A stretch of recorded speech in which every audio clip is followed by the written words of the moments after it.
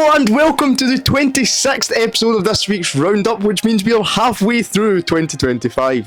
Jesus, that's scary, but let's jump into this week's first story.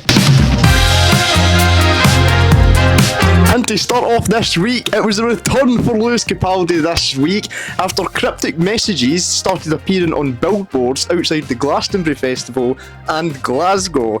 And then on Friday morning, he released his brand new song, Survive, which is a great song by the way. And then following that up with a surprise set at Glastonbury, 2 years after his last performance, which was at Glastonbury, where his Tourette's was starting to get the better of him. But this made my day on the Friday. Not only did he get a great new song, but we've seen him back and he looks so much happier, and yeah, great. And a lovely little touch from Google. If you actually search up Lewis Capaldi on Google, a message appears at the top saying, "Welcome back, Lewis, someone we loved." Nice little touch there from Google. Next up, and it was announced this week, the people in the UK will be receiving another heart attack in the form of the emergency alert message. There will be another test later on this year. The media is saying it's because of World War III, and the media is having a little orgasm over World War III at the moment, but an exact date hasn't been set for the test yet. It will be sent out to all 4G and 5G compatible devices, which is iPhones running iOS 14.5 and over, and Android phones using Android 11 and over. And let's take a little trip over to Italy, where the wedding of billionaire Jeff Bezos and his now wife Lauren Sanchez took place in Venice. The guest list featured the likes of Bill Gates, Oprah Winfrey, Ivanka Trump, and a few of the Kardashians and many other A-list celebrities. I actually had an invite, but I couldn't go because I was filming this week's Roundup.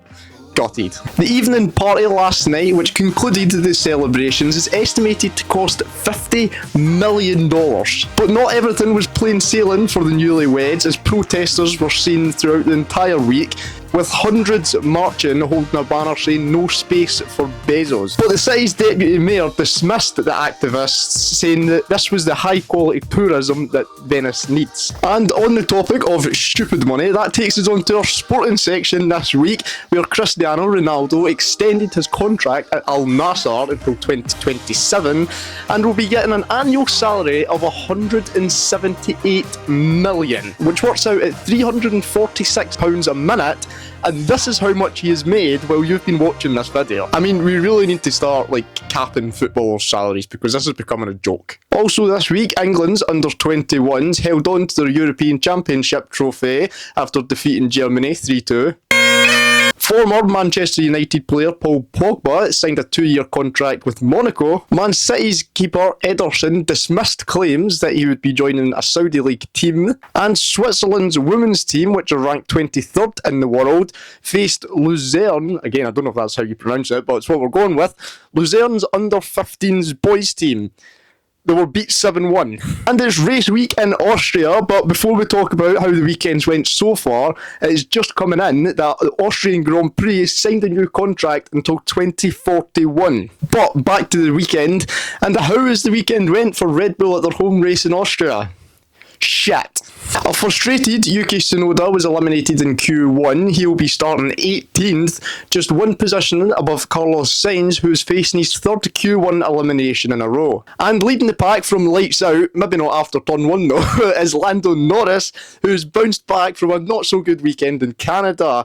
Lining up alongside him in row 2 will be Charles Leclerc, who's splitting the two McLarens. And Verstappen will be starting from 7th after him and Piastri both had to abort their final flying laps after Pierre Gasly was doing his best Angelina Ballerina impression. Although it was a very good qualifying session for Liam Lawson and Gabriel Bortoleto, the RB driver managed to get his car into 6th, one place actually ahead of Max Verstappen in the Red Bull, and Bortoleto will be starting from 8th. The race starts at 2 o'clock, so you've already seen it before this comes up, and I'm not even going to talk about what's going to happen. I'm just going to hope and pray.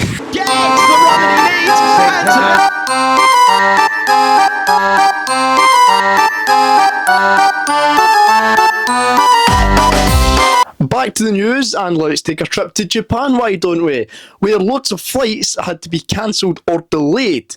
You may be asking, well, it's because a In the early hours of Thursday morning, a bear made its way onto the runway. Thankfully though, the bear was managed to be chased off of the runway and operations could resume as normal.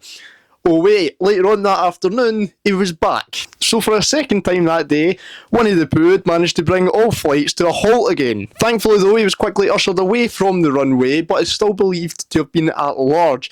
Hunters have been brought in though to set up traps to try and capture the bear. But it does sound like this is a greater issue in Japan right now, with human and bear encounters at an all-time high and 219 bear attacks and 6 deaths because of bear attacks recorded in the 12 months to April 2024, But it doesn't sound like Japan's the only place with bear problems at the moment, after 2 young brown bears managed to escape their enclosure at the Devon Wildlife Park this week. Once the alarm was raised, the emergency procedures were put into place and the park was evacuated. The staff then monitored the 2 brown bears as they made their way towards a storage unit which had been left open and had a lot of honey inside it.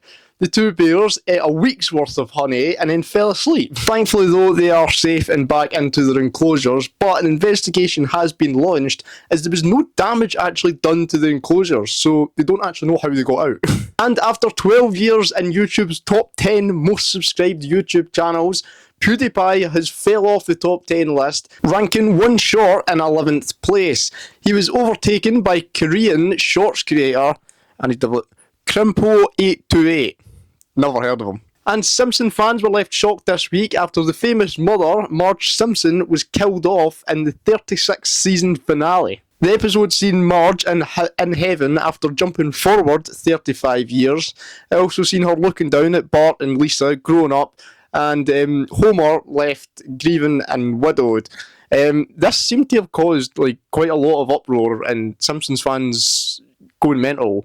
I didn't realise people, had so much love for this show that this actually really affected them, but, is what it is.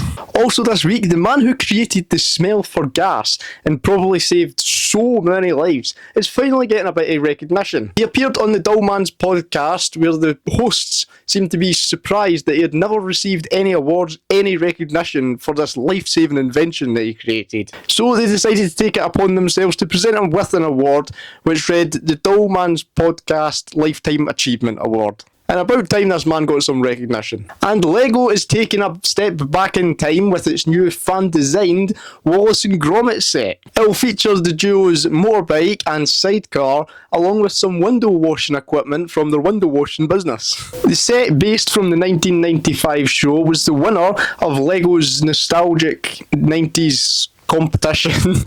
I forgot my line. Build Your Nostalgia 90s Throwback Competition that Lego hosted. That's it. The set is still in development and prices and a release date are yet to be announced. And it was a sad week in the YouTube community this week after Michaela Rains, who gathered 2.4 million subscribers on YouTube, took her own life at the age of 30. This comes after years of bullying and harassment online. Her channel was based on her love for foxes and she did found the Save a Fox Rescue, which is the biggest fox rescue charity in the United States. The charity cared and rescued for foxes, mainly foxes born into captivity, for their pelts. Her husband posted an emotional video onto social media announcing her death, so may she rest in peace. And let's finish off where we started this episode, at Glastonbury. Last week, Keir Starmer came out and said that it was not appropriate that Kneecap would be playing at Glastonbury Festival, but when they eventually took to the stage, they thanked Glastonbury for allowing them to play, and also telling the crowd,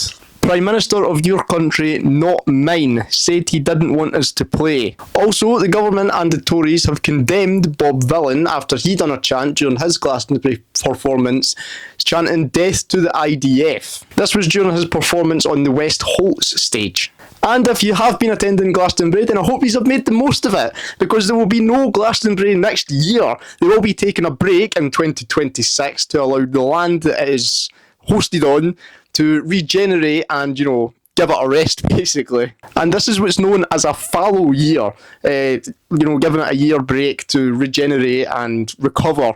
And the last fallow year was actually back in 2018. But that is all for this week. Here is my clip of the week. No recollection of that happening at all. At all. This store sells some good liquor. and I drank a lot of it that night. The viral video shows Robbie Stratton running through a convenience store with an alligator in his hands. He takes the animal in the beer fridge as well. I don't even remember coming up here. We asked Stratton where the alligator came from. No clue.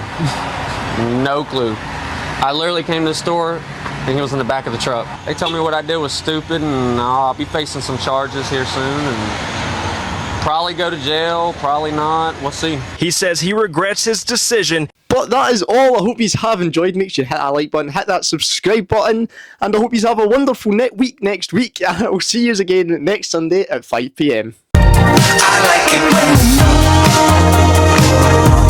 And we can turn that off for a week because we won't be here next week. Woo! This week's Roundup is going on tour.